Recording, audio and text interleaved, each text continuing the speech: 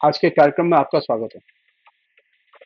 आज हम बातचीत करें कि कल लेबनान लेबनान में उसकी राजधानी बेरूत के दक्षिणी इलाके में हिजबुल्लाह के जो लोग हैं उनके ऊपर एक और वहां की जनता के ऊपर, लेबनान की जनता के ऊपर इजराइल ने साइबर अटैक किया। और ये साइबर अटैक पेजर जो एक इंस्ट्रूमेंट है, जो कि जैसे कि हमारे पास में मोबाइल है उसी तरह पेजर भी है, और पेजर के जरिए ये विस्फोट किया गया। और ये अपने आप में सीधे टेररिस्ट हमला है। हिजबुल्लाह के ऊपर वो हमले करते, हिजबुल्लाह को टारगेट बनाते, कोई दिक्कत नहीं थी। लेकिन इस हमले में वे लोग टारगेट बने जो शॉपिंग मॉल में थे, वे लोग टारगेट बने जो गाड़ी चला रहे थे। अब सामान्य नागरिक, वे लोग भी टारगेट बने जो डॉक्टर थे। और तकरीबन 3,000 लोग इसमें बुरी तरह से घायल हुए। 12 लोगों के मर जाने की खबर है अभी भी। उसमें कई प्रमुख हिजबुल्लाह के नेता मारे गए। और ये अटैक ठीक उस मीटिंग के बाद हुआ, एक दिन बाद, कि अमेरिका के जो अब विदाई राष्ट्रपति हैं, बाइडन बाइडन के सलाहकार, जो अभी तक यहां पीस प्रोसेस में, so called peace process, peace अभी आया नहीं है, वो आ रहे हैं और जा रहे हैं, आ रहे हैं और जा रहे हैं। वो इजरायली प्रधानमंत्री से मिले और इजरायली प्रधानमंत्री से मिलने के 24 घंटे बाद यह हमला हुआ।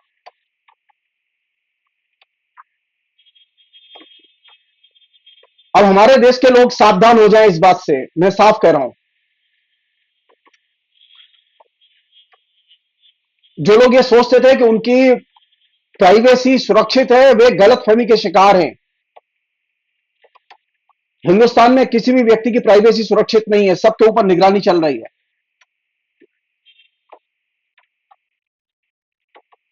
कब किसको टारगेट बनाया जाएगा, कौन बलि का बकरा बनेगा, कोई नहीं जानता। एक महीना पहले हिजबुल्लाह ने 5,000 पीस पेजर के ताइवान की एक कंपनी से खरीदे। ताइवान की कंपनी का कहना यह है कि वो पेजर उन्होंने नहीं बनाया, बल्कि वो उनकी जो है ब्रांड का यूज करने वाली एक कंपनी हंगरी में है, उस हंगरी में स्थापित कंपनी ने बनाया।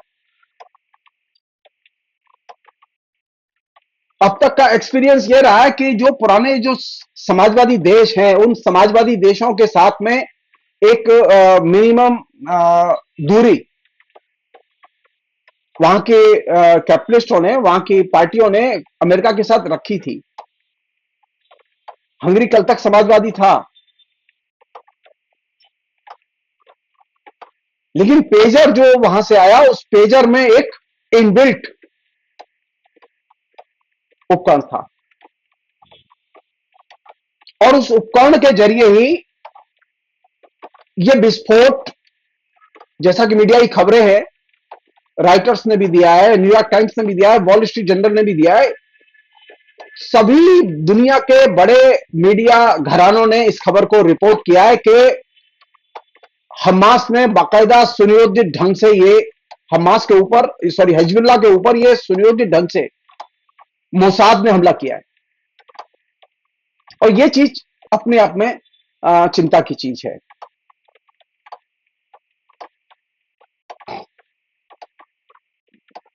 कोई कम्युनिकेशन उपकरण आम इसके मास स्केल पर लोगों के बीच में विध्वंस का कारक बन सकता है, ये इसकी एक चेतावनी है। और ये एक तरह से हथियार बनाने वाली जो कंपनियां हैं, मल्टीनेशनल कंपनियां हैं, जिनमें के एक तरह से यहूदी लॉबी का वर्चस्व है। और यहूदी लॉबी चाहती है कि मिडिल ईस्ट गर्म रहे और वहां हथियारों की बिक्री रहे और वहां वायलेंस होता रहे और इजराइल वायलेंस करता रहे।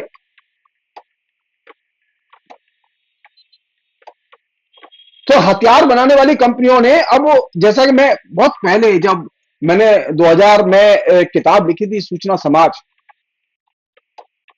मैंने उसमें ये इस बात का जिक्र किया था कि आने वाले समय में यह खतरा है कि जो इंफॉर्मेशन टेक्नोलॉजी के उपकरण हैं वे युद्ध के लिए और विस्फोटों के लिए इस्तेमाल किए जा सकते हैं। ज्यादा दिन नहीं हुआ, 24 साल हुए इस बात को।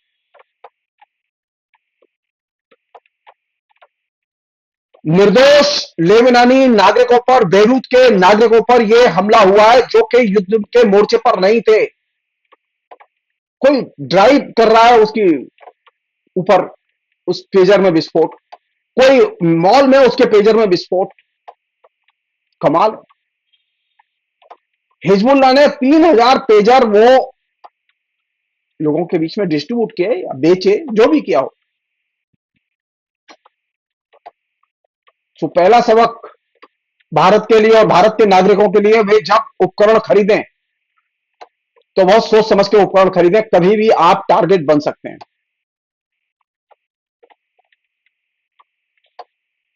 अब तक यह था कि अक्टूबर के बाद से, लास्ट ईयर अक्टूबर के बाद से लगातार हिजबुल्लाह के साथ में इजराइल की छुटपुट मुठभेड़ें बॉर्डर पर होती रहीं।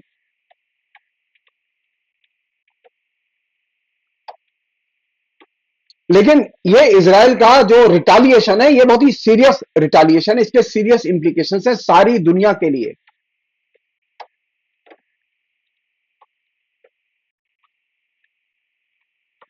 ये मेरा व्यक्तिगत अनुमान है, मैं नहीं जानता कितना सही है कितना गलत है, लेकिन ये बिना अमेरिका की कंसेंट के ये हमला नहीं हो सकता। अमेरिकी प्रतिनिधि का यह कहना प्रेस कॉन्फ्रेंस में कि हमें मालूम नहीं है, हमारी जानकारी में नहीं था कि ऐसा कुछ हमला होगा, लेकिन हम इसका स्वागत करते हैं। जो अमेरिका अभी कुछ दिन पहले तक 12 घंटे का अल्टीमेटम दे रहा था इजराइल को कि आप हर हालत में 12 घंटे के अंदर गाजा में युद्ध विराम लागू करो। अखबारों में बार बार युद्ध विराम की बातें आ रही हैं।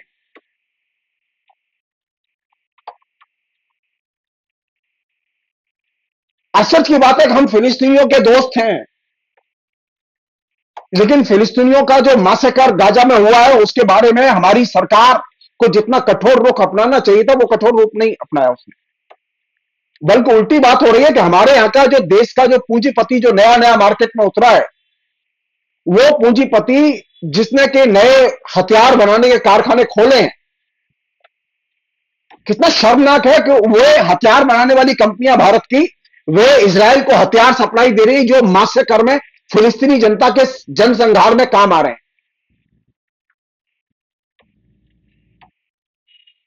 नरेंद्र मोदी को अगर शांति और सद्भाव और भाईचारे से इतना ही प्रेम है तो सबसे पहले उन्हें यह आदेश देना चाहिए कि भारत की कंपनियां इजराइल को हथियार नहीं देंगी, क्योंकि वे हथियार खुलेआम फिलिस्तीन के खिलाफ में इस्तेमाल किए जा रहे हैं।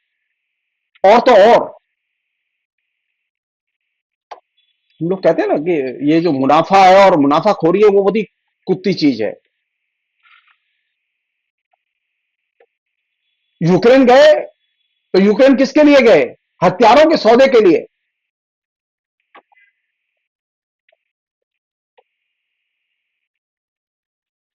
अब हमारे पास में एक ही काम रह गया कि हम जनसंहार करने वाले देशों को हम हथियार सप्लाई करें। ये महात्मा गांधी और महात्मा बुद्ध का ये देश है। भारत की जनता शांति प्रिय जनता है, वो युद्ध समर्थक जनता नहीं है। और ये जो so called Ambani Adani type जो जितने भी इंडस्ट्रियलिस्ट हैं, इनके अंदर जो बर्बरता छिपी हुई है उसको समझने के लिए ये काफी है कि अभी अभी जुमा जुमा 7 दिन नहीं हुए इनको कारखाने खोले, और इन्होंने युद्ध करने वाले देशों को जनता पर निरीह जनता पर हमला करने वाले देशों पर को उन्होंने हथियार सप्लाई शुरू कर दी है। और उसमें क्लासिक एग्जाम्पल है इजराइल को हथियार सप्लाई और यूक्रेन को हथियार सप्लाई। यूक्रेन को सप्लाई किए गए हथियार किसके खिलाफ इस्तेमाल होंगे? सोवियत संघ के खिलाफ इस्तेमाल होंगे। इजराइल को दिए गए हथियार किसके खिलाफ इस्तेमाल होंगे? फिलिस्तीन को के खिलाफ इस्तेमाल होंगे। और ये फिलिस्तीन और रूस, ये दोनों हमारे दोस्त हैं। यानी अब हमारी जो विदेश नीति है वो पूरी तरह पपेट की तरह, अमेरिका के सहयोगी देश की तरह काम कर रही है।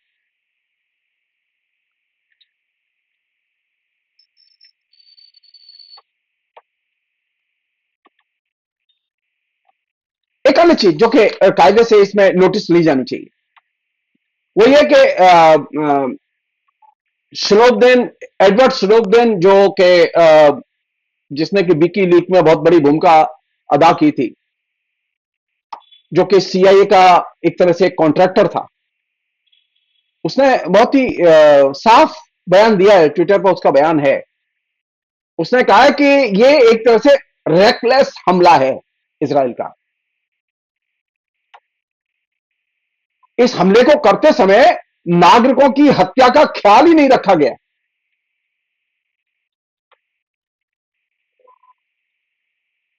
यह हमला इम्प्लांटेड एक्सप्लोसिव के जरिए किया गया।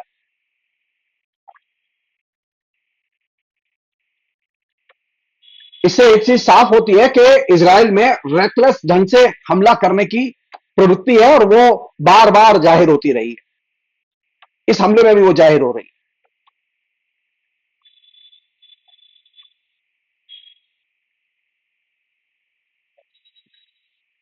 उन्होंने एक चीज डिस्क्लोज किया कि उन्होंने ये पेजर की जो बैटरी है उसके साथ में पीईटीएन नामक जो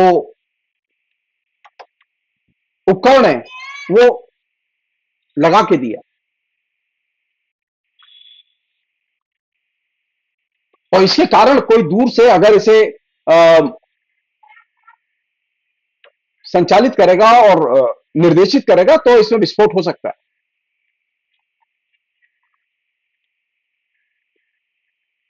एक और चीज, और बहुत जरूरी चीज,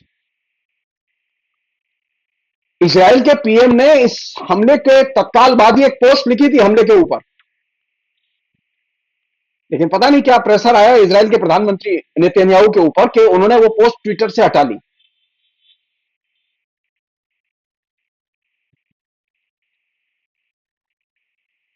न्यूयॉर्क टाइम्स ने इसका एक भेद खोल के दिया है, जिसे साझा करना अपने मित्रों से जरूरी है। वो ये कि इजराइल ने ताइवान से पेजर विस्फोटक में मददगार तकनीकी उपकरण खरीदा था। इसे प्रत्येक बैटरी, पेजर की प्रत्येक बैटरी के साथ जोड़ दिया गया। इसे सामान्य भाषा में सेबोटाज उपकरण भी कह सकते हैं। इस पेजर को, जिसके जरिए विस्फोट किया गया, गोल्ड अपोलो नाम की कंपनी ने बनाया। और जैसा कि शुरू में मैंने कहा कि हंगरी की एक कंपनी बीएससी नाम की कंपनी, उसमें जो बुडापेस्ट में है, उसमें इसका उत्पादन होता था। उसे ये राइट है उसके ब्रांड को यूज करने का। उसने ये पेजर बना के दिया।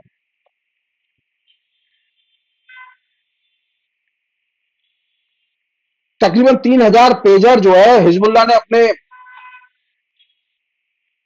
सैनिकों में बांटे, और कुछ पेजर इस लॉट के वो सीरिया भी गए और ईरान भी गए।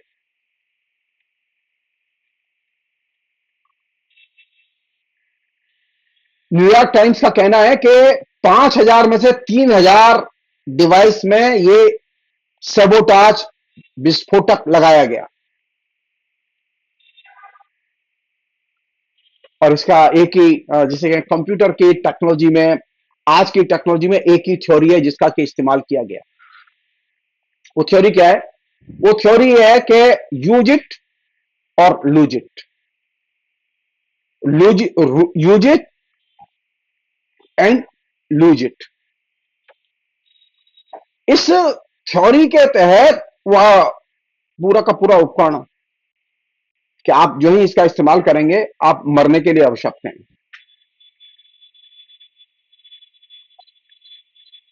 इस पेजर में पहले मालवर नाम का एलिमेंट भेजा गया और उसने पेजर को बहुत तेज गरम किया, और अगर वो गरम करते ही जिनके पास पेजर था वो उसे अगर फेंक देते बंद करके, तो शायद वो विस्फोट से बच जाते। तकरीबन 3,000 लोग इससे घायल हुए और 12 लोग मरे, जिसमें बहुत महत्वपूर्ण हिजबुल्लाह के नेता मरे हैं।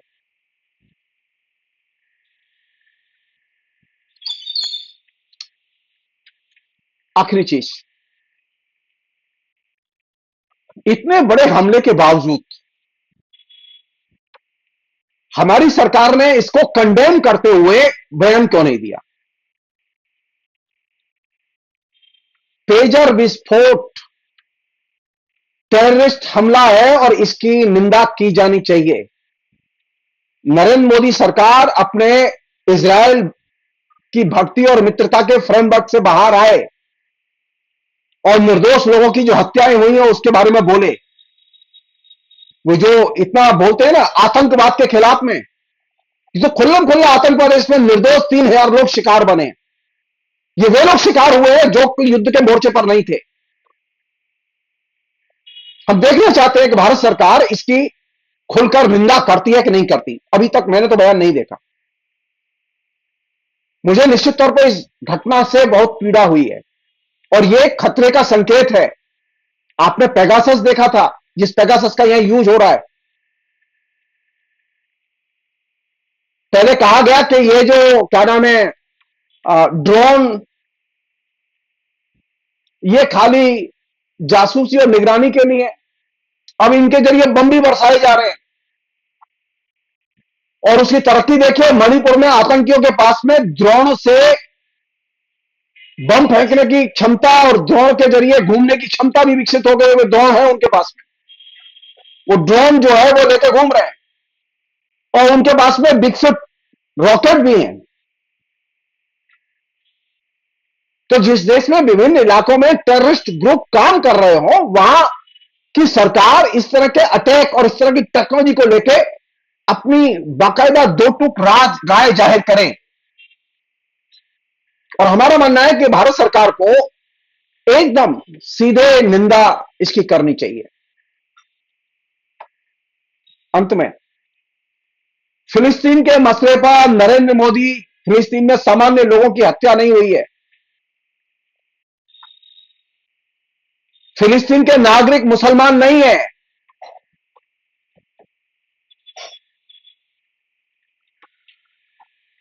फिलिस्तीनी नागरिकों की असामान्य संख्या में हत्याएं हुई हैं और वो सारी दुनिया में जनसंहार की कैटेगरी में रखा गया और इजराइल के पीएम के खिलाफ वारंट निकला हुआ है विश्व अदालत का।